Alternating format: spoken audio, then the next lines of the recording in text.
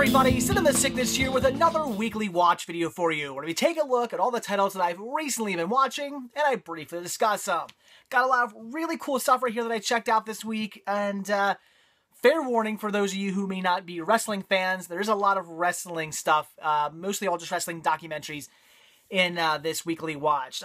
Again, as I said 100,000,000 times before to you guys by now, I'm sure you all know, I'm not even a big wrestling fan. I don't really care that much wrestling, except for anything kind of related to the like 80s, basically I'd say like really early 90s and back.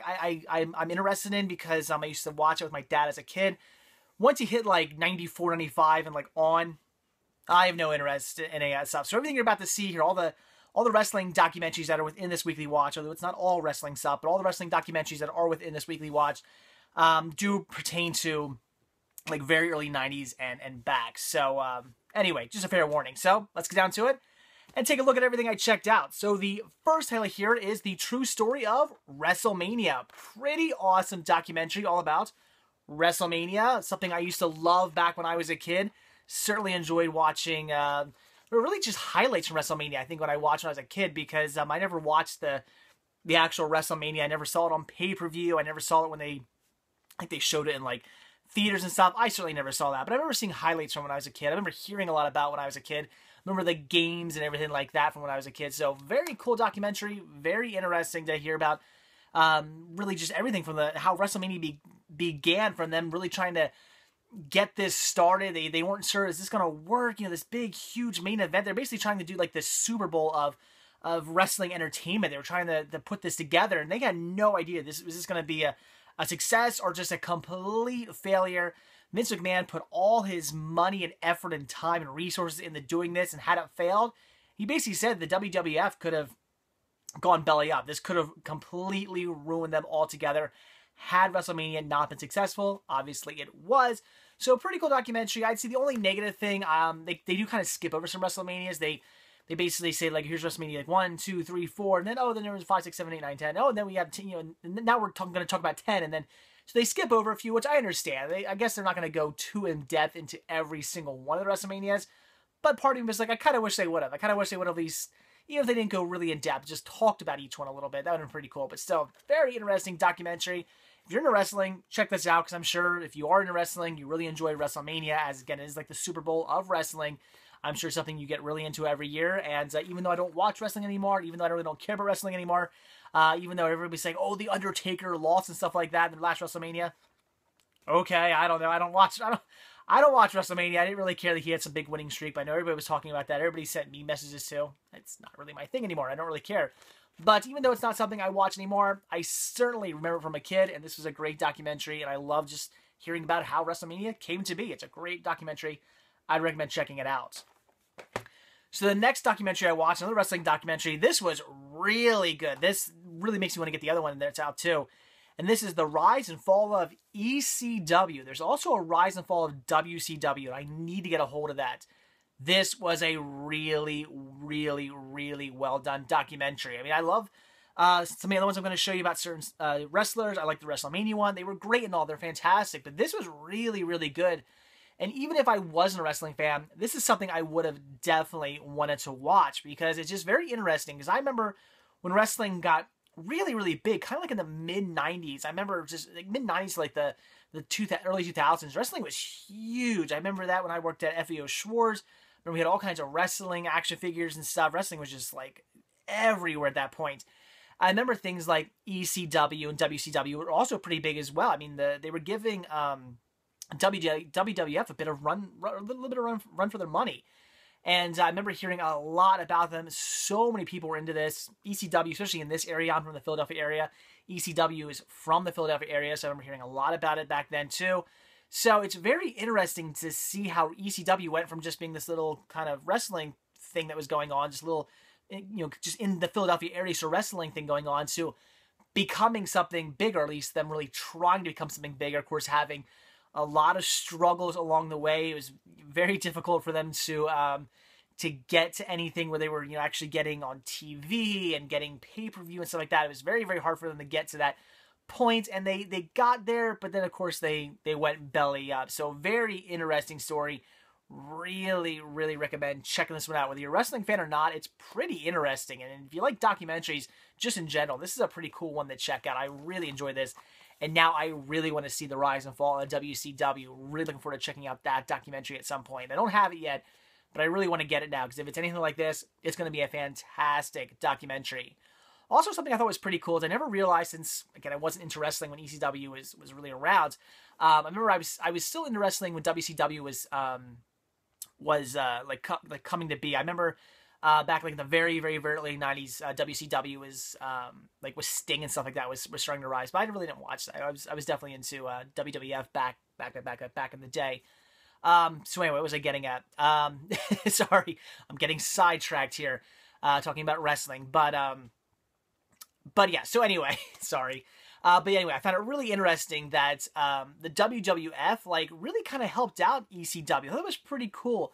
The rival companies, ECW, WCW, WWF, they're all rivals, basically. They're all trying, I mean, I don't mean rivals like actual rivals, like they really hate each other, but I mean they're all the rival companies where they're trying to make money. They're trying to be the big, dominant wrestling corporation. They want to be the main guys. So they are all rival companies trying to compete for viewership all together. But it was really cool to see WWF and WWE, whatever you want to call it, actually helping ECW out, where they were bringing people in, they were bringing some of their the wrestlers over to promote ECW and stuff. They were having little matches together. It was really interesting to see how these two competing companies actually came together at some points and were sort of helping each other out. Well, I shouldn't say ECW was really helping WWF out, but WWF was helping ECW out. That was pretty cool. I thought that was pretty cool of Vince McMahon. I mean, my guess is the fact that Vince McMahon was probably doing it. I mean, I'm sure he thought it was helping himself out somehow. I'm not sure how, but I guarantee he wouldn't have done it had he not thought, hey, this is going to help the WWF out as well, and maybe get her some more viewership or something like that. I'm sure they were trying to boost ratings for them as well. But it was pretty cool to see them even helping ECW out. So that was pretty neat. So again, a fantastic documentary. Whether you're into wrestling or not, check this one out. Then a non-wrestling documentary I checked out, Celeste and Jess Forever. This was a decent little romantic comedy, although I wouldn't say it was super comedic. I mean, I would say romantic comedy. Had some funny moments in it, definitely, but a bit more heavy on the drama. Very interesting story. I don't want to give too much away, but I guess I will, because they do give it away pretty early in the story, and that is that Celeste and Jess were married, and now they're separated, but they still act like they're together. They even though they're separated, even though things kind of weren't working in the marriage, they're still best friends, and they still really love each other, and they're pretty much driving their friends and everybody else crazy by the fact that they're still acting like they're married. They're hanging out every day. They're sort of living together. One's living kind of in the garage behind the house, but still they're still sort of living together. They're seeing each other every day. They're going out on dates. It's really mostly like they haven't even broken up. So kind of driving everybody crazy, but then of course they end up realizing they sort of need to move on, but they don't really want to at the same time. Maybe they're still in love with each other. So very interesting story. A pretty decent romantic comedy. Like I said, it's not super romantic comedy. I wouldn't necessarily call this one a chick flick or anything like that, but it is definitely a decent watch. Has some funny moments.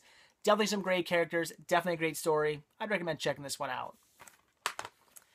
And then we move on to some more wrestling here with Ricky Steamboat, the life story of the Dragon.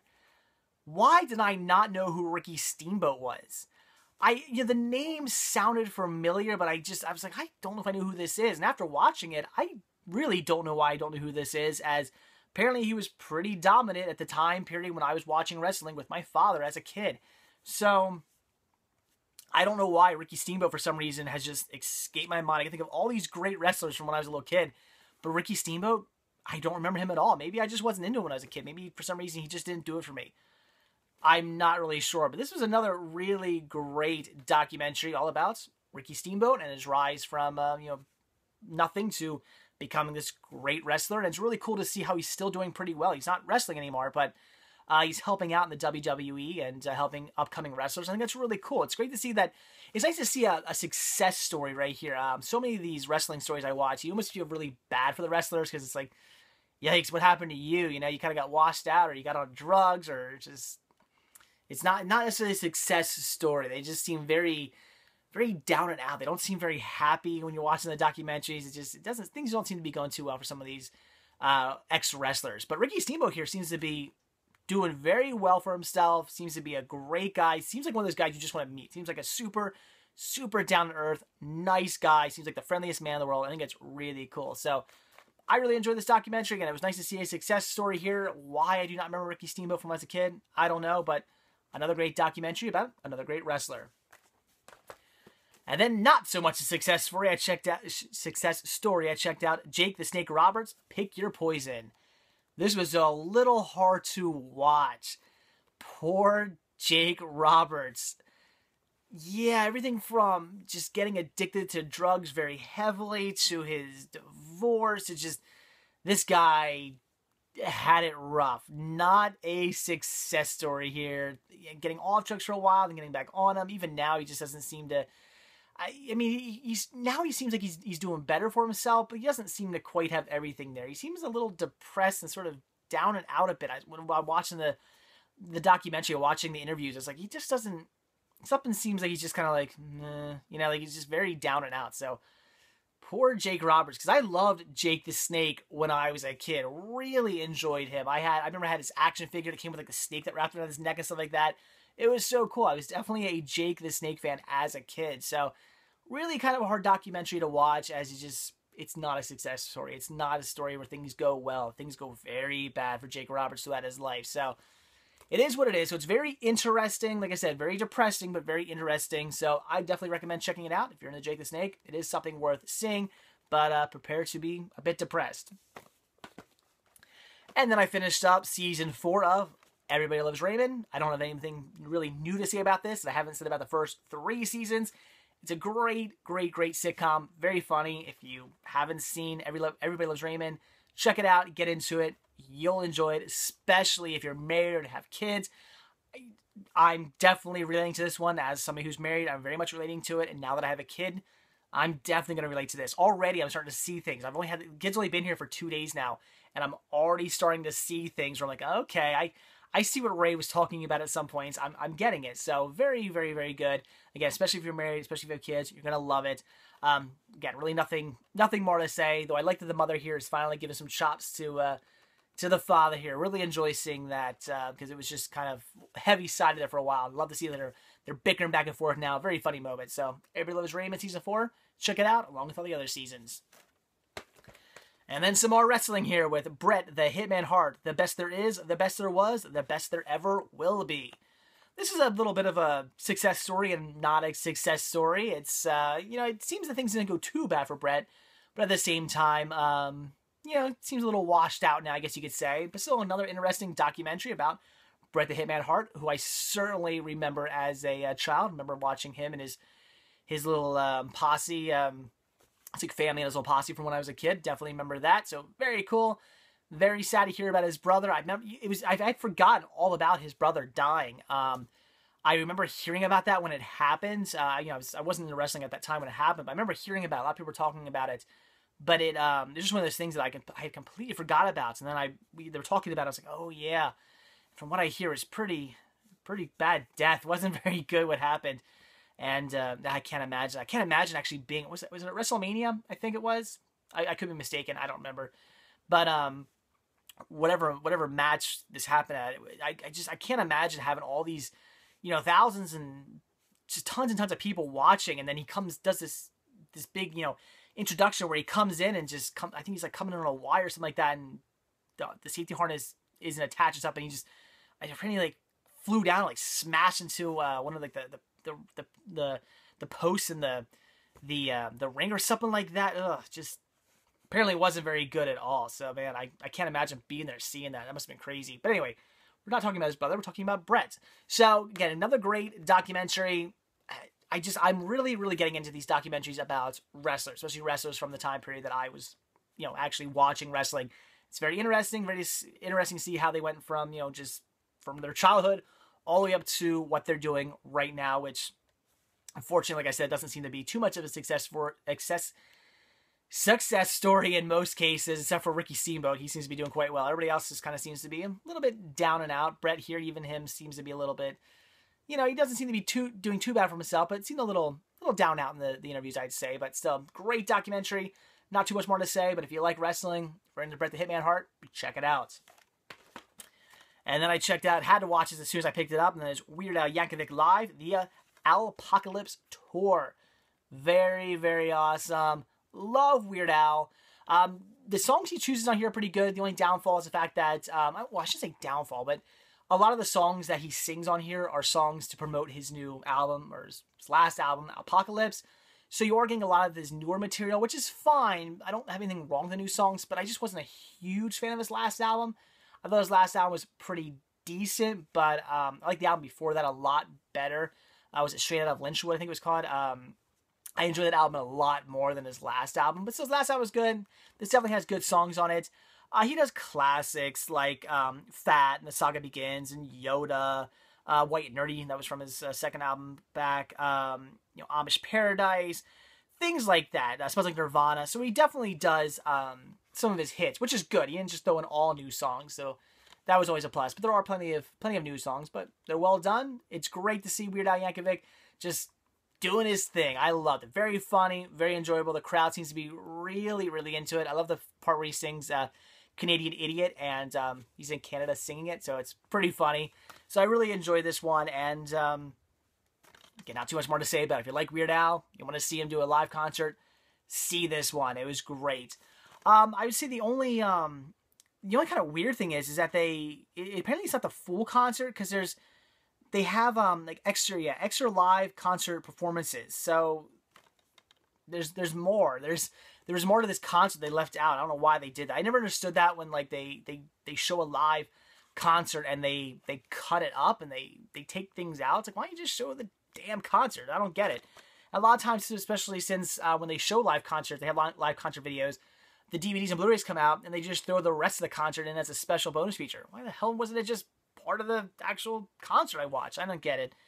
But, again, it is what it is. There's also some music videos on here for Perform This Way and Polka Face, which is pretty cool.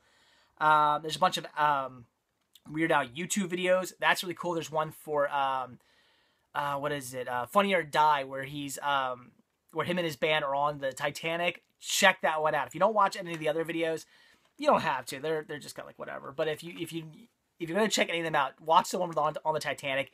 It's hilarious. Even if you don't have this, look it up on YouTube. It's really, really funny. I'd recommend checking that out. So, great live concert. Again, if you're into Weird Al, see this. And then the last of the wrestling documentaries that I've recently watched, well, I should say this is a documentary. This is kind of weird. And that is The Rock, Just Bring It. Now, I thought this was going to be a documentary about The Rock from childhood up to maybe, you know, his fame. No, this was almost like watching 2 discs worth of bonus features. That's all it really was. It's just a bunch of like interviews and behind the scenes stuff, and then they go into talking about the Mummy Returns and the Scorpion Kings and the Mummy Returns premiere, which all that stuff, all the times they were talking about the movies, it just felt like I was watching a bonus feature actually that was on the DVDs and Blu-rays. In fact, I wouldn't be surprised if what I watched on here was something that is available on the DVDs and Blu-rays. I would not be surprised. So this is not a documentary. This is just a bunch of kind of interviews and clips of things and behind the scenes stuff, and that's it. So it's interesting. I'd recommend checking it out. You definitely get a feel for The Rock, which is pretty cool. Although he's a completely different person, I think, now than he was back then. Back then, he's very much like, you know, always talking in the third person, always like The Rock this and The Rock that, and seemed very much into his persona, which is cool. I mean, that was great. He's definitely living the life of The Rock, which is great. But he seems a lot more, I see, laid back now. I follow him on Facebook and Instagram and stuff like that, and he seems a lot more chill now, not so much living that persona of The Rock anymore, which is cool. So would I recommend this? I guess if you're a fan of The Rock, and yes, The Rock is definitely not from the time period of wrestling that I was into. I was not watching wrestling when The Rock really came to be and became somebody, but I am a fan of just, you know, Dwayne The Rock Johnson just in general, because I really enjoy his movies. I think he's a phenomenal actor. I love seeing The Rock in anything, whether, I don't care if it's a kid's movie or a straight up like hardcore action movie. I love The Rock. I think he's a great actor, and I will pretty much check out anything he stars in. So that's why I really wanted to check this one out. And like I said, excuse me, like I said, it's interesting, but all you're really getting is 2 discs worth of bonus features, more or less. But still, it's pretty interesting. If you're into The Rock, sure, check it out. And I'm starting to lose my voice, so let's quickly get through this. The last 2 titles I checked out here, this first one was Rise of the Guardians. Finally saw this one. I've been wanting to check this one out ever since it first came out, and I really enjoyed it. Though, would I say it quite lived up to the hype that it was getting? Maybe not. I'd heard such good things about this that I put it kind of up on a pretty high pedestal. And when I watched it, I wouldn't say I was let down, but I expected it to be even better than it was. But again, that's not to say it was bad. This was not bad. This was great, and I really hope they do more. I want to see sequels of this, because it was a great watch. I want to see sequels with more, like, fantasy characters brought in, because really all we get here is Sandman, Tooth Fairy, Santa, Easter Bunny, and Jack Frost, and that's really about it. I think they mentioned one other, like, Tooth Fairy character in, like, from, like, Europe or something like that. I don't know. But I would love to see more characters come in. I would love to see that. I would love to see a sequel with even more people coming in to help fight somebody. This one they're fighting the Boogeyman, but I'd love to see, I don't know, some other bad character, whatever it might be. I would love to see them come in and have to fight them off now. So very interesting. I love where this was going. I love the idea behind this one of just all these fantasy characters coming together. I love the badass Santa in this one with the naughty nice tattoos on him, with the wielding the swords. Santa is a badass in this movie, and I love it. I want to see more, and I think this movie did fairly well, or at least it got really good reviews from what I could tell. So I hope DreamWorks doesn't win this. If DreamWorks can just keep popping out all those damn Shrek movies, the least they could do is give us another Rise of the Guardians. I really hope we see one. I would love to see a sequel. This was definitely a solid movie, and I want to see where it goes from there. So Rise of the Guardians, check it out. If you like CGI animated film, this is one you definitely have to see. And now the last trailer I checked out here was Fearless. Another good movie. Love Jeff Bridges in this one. It's a little interesting, the fact that he, survives that plane crash and then just thinks that, like, nothing can get him. He becomes fearless, basically, thinking that nothing can harm him. Kind of just goes sort of about living his life thinking, well, I've already sort of died and I'm just gonna take everything as it is. And I thought it was a little, I'm trying to think how to explain this, but I thought maybe it was going to be kind of more about this guy sort of fighting himself in sort of in a way, which I guess it kind of was, but I thought it was just going to be told differently, maybe. I mean, when he does things like going up on the ledge and walking through the streets, like, oh, nothing can hurt me, I thought that was a bit much. I almost thought maybe he was just going to survive this crash and then kind of just go on his life thinking that, there's no reason to worry about stuff. Life kind of just is what it is. Things are just going to happen the way they happen. That would have been interesting, more interesting in my opinion than, Jeff Bridges going a little bit kind of crazy and, just, again, thinking that, like, nothing could harm him. That was sort of weird. But still, it was a very well-told story. Rosie Perez was great in this as well. Nice to see her in something. I don't see her too often on film, so it's nice to see her pop up. So all in all, it was a decent film. I wouldn't say it was anything amazing, but it was well-told. Again, Jeff Bridges was great in it. Like the story. I'd recommend it. Some great characters, told well, though. Again, I thought it could be maybe told a little bit different, but for what it was still told well. I don't have too much to say about this one. If you just want to see a decent drama, check it out.